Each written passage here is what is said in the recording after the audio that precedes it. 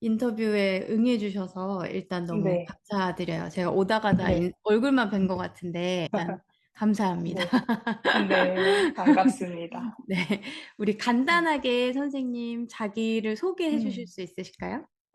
저는 그 필라테스를 한 10년 정도 가르쳤고, 이제 알렉산더 테크닉 교사이면서 파니 알렉산더 테크닉 필라테스 운영하고 있습니다. 그 필라테스 가르친 지 한 1, 2년 정도 된 시점에 음. 우연하게 주변에서 알렉산더 테크닉이란 게 있다. 그래서 이름이 되게 특이해서 그냥 기억하고 있었어요. 근데 한국에서 이제 그 그룹 워크숍이 있었고, 또 미국에서 한 뭐 40년 정도 가르치신 마스터 교사가 오셔서 그 그룹 워크숍 진행하셨는데, 저에게 왠지 모르게 끌리는 부분이 있어서 저는 조금 더 이제, 예, 그때 공부해보고 싶은 마음이 들었어요. 그 왠지 모르는 느낌은 어디서 받으셨던 것 같아요? 뭔가 사람들이 핸즈온을 받고 변화가 일어나는 게 어떻게 해서 저런 변화가 일어나는지 궁금하기도 했고요. 예, 그리고 모르겠어요. 그 선생님이 하셨던 이야기들이 이상하게 '뭔가 더 배워보면 있을 것 같다.' 싶어서 그 같은 해 여름에 한 일 주일 정도 독일에 가서 그 리트릿 워크숍 이렇게 일 주일 정도 들었고요. 거기서 쪼끔 더 이제 한 3년 정도 되는 '이 교사 과정 시작해야겠다.' 확신을, 네, 얻었어요. 음. 저는 그 베를린에서 일 주일 동안 워크숍 이제 리트릿을 들을 때 그 유럽에서 온 굉장히 많은 알레산더 테크닉 교사분들에게 핸즈온을 받는 되게 귀한 경험을 했어요. 그리고 결정적으로는 마지막 날에 그냥 필라테스 롤다운을 평소대로 해 보고, 그다음에 알레산더 테크닉 교사가 이제 목과 머리 부분에 핸즈온을 해준 다음에 다시 롤다운 동작을 해 봤는데, 그때 저는 그런 느낌을 처음 받아 봤어요. 그 동작이 제가 움직임을 시작하긴 했지만 그냥 자연적으로 그 움직임이 일어나는 감각이 굉장히 신기했거든요. 그래서 '이거는 필라테스만 해서는 전혀 절대 다른 사람에게 전할 수 없는 부분이다.' 그래서 이제 알렉산더 테크닉의 신비를 풀고자 네, 학교에 들어갔고요. 제가 이제 뉴로 필라테스를 안내하잖아요. 근데 저도 네. 비슷한 경험이 있었어요. 처음에 그 음. 두바이에 가서 교육 과정을 밟을 때 이 음. 거기서 저희는 이제 안구 움직임을 많이 보고 분석하고 이제 티칭을 하는데 안구 음. 움직임을 특정한 안구 움직임을 하고 나서 스탠딩 자세에서 롤다운하는 그 동작을 했을 때 내가 이거를 수의적으로 움직이는 것이 아니라 내 몸에 있었던 음. 원래 이 움직임은 그냥 잘 설계되어 있었고 내재되어 음. 있었구나라고 하는 느낌을 받았을 때 딱 그 모먼트가 되게 잊혀지지 않거든요. 올 겨울에 제레미 첸스 선생님 워크숍에 갔을 때 비슷한 경험을 이제 한 거예요. 그래서 앞에서 시연을 하는데 제가 이제 출산 이후에 롤업 동작, 슈파인에서 올라오는 롤업 동작이 잘 안 돼서 좀 궁금했던 것 같아요. 이게 만약에 이 알렉산더 테크닉의 어떤 핸존을 받거나 어떤 티칭을 받으면 다른 느낌이 날까 싶어서 이제 올라가서 여쭤봤던 건데 사실 뭐 정말 선생님이 특별하게 하신 거 없는 것 같거든요. 이게 뭐 약간의 핸존을 해주셨고 그리고 그 롤업 동작은 이제 타이밍이 중요하다.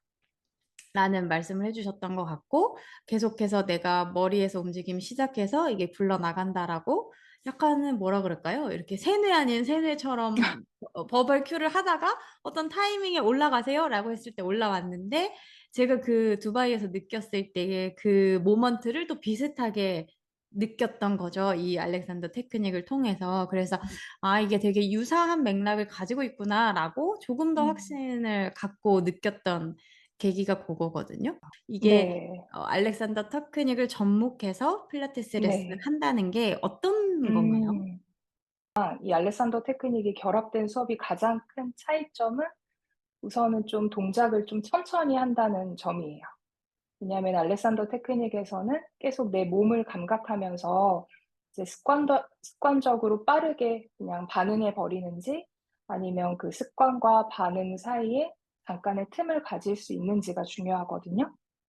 그래서 이제 천천히 움직이면서 내 몸을 계속 감각하고, 좀 적은 동작일 수도 있지만 내 몸을 전체적으로 또 호흡도 전체적으로 감각하면서 운동했을 때 오히려 좀 불필요한 긴장들이 놓이면서 더 안에 있는 코어들이 쓰였다는 그런 피드백을 받거든요. 더 깊숙한 곳에 있는 코어가 제대로 쓰일 수 있는 운동법일 수 있어요.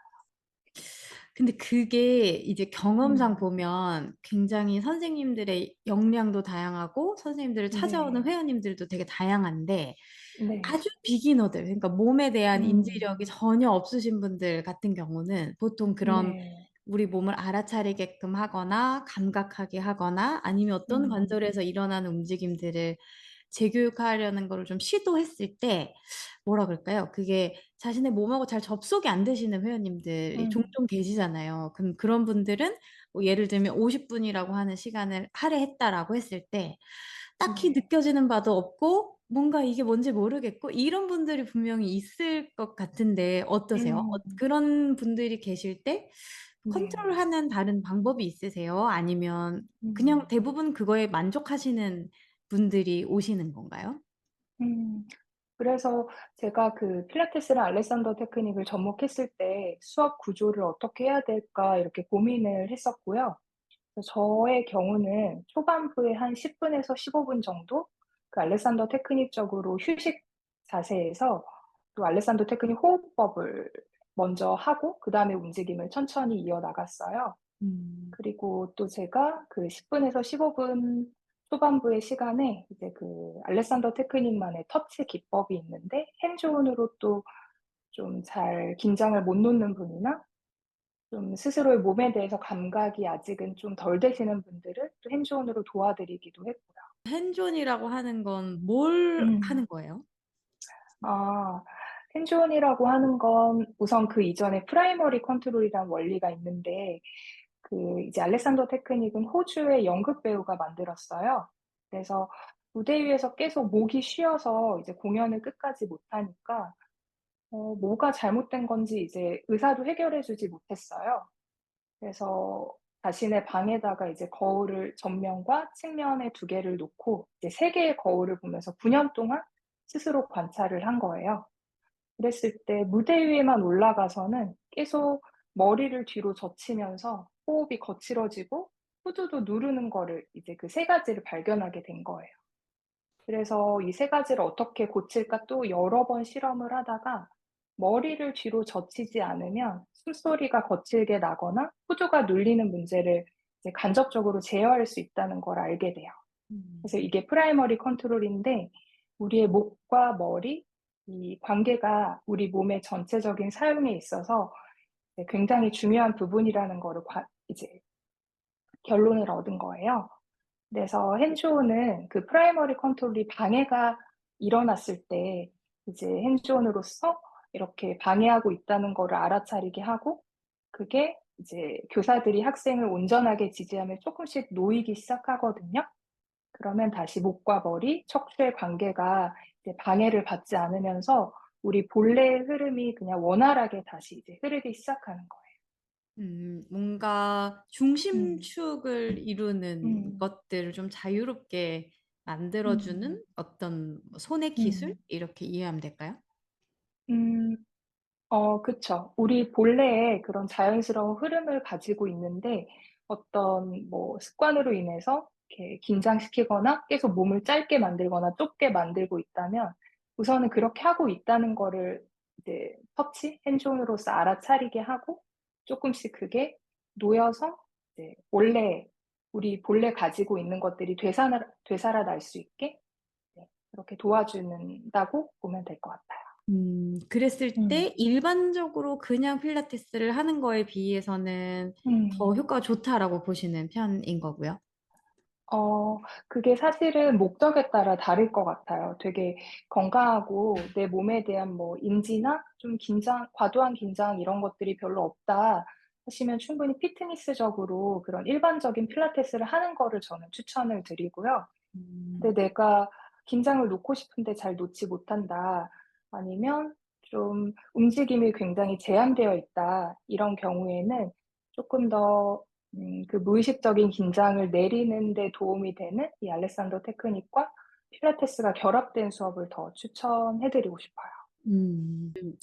그러면 지금 선생님이 계속해서 이걸 병행을 해오고 계시는 입장에서 보셨을 때 이제 알렉산더 네. 테크닉을 접하지 않은 필라테스 음, 강사가 알렉산더 음. 테크닉을 배우게 됐을 때 얻을 수 있는 이점 같은 게 있을까요? 필라테스 강사분들이 이 알레산더 테크닉을 배운다면 어떤 회원에게만 좋은 거를 먼저 주려고 하는 경향이 이제 있는데요. 조금 더 자기 자신에 대해서 들여다볼 수 있고 좀 자신의 몸과 마음이 편해졌을 때 자연적으로 더 건강한 것을 이제 전하고 나눌 수 있기 때문에 많은 필라테스 강사분들이 좀 스스로에게 떠나는 이런 여정? 그런 걸 즐겁게 시작해 보시면 저는 필라테스를 가르치는 거에 국한되지 않고 인생 전체를 걸쳐서 굉장히 큰 삶의 기술을 가져갈 수 있다고 생각을 네 합니다. 너무너무 음. 동의하는 제가 알렉산더 네. 테크닉은 모르지만 저도 뉴로 필라테스라고 하는 메소드를 배우고 익히는 과정에서 되게 나 스스로의 뭐 화해할 수 있는 지점도 있었던 것 같고 어떻게 보면 음. 이렇게 삶의 여정이 좀 확장되었다라는 느낌이 많이 들거든요. 이게 내가 음. 누군가 예를 들면 레슨을 해서 이 레슨을 회원한테 주고자 하는 목적일 수도 있지만 그것이 다시 궁극적으로 좀 '나를 이롭게 하는 방향이지 않았나.'라는 생각이 드는데 '비슷한 음. 맥락을 가지고 있지 않을까.'라는 음. 생각이 들어요.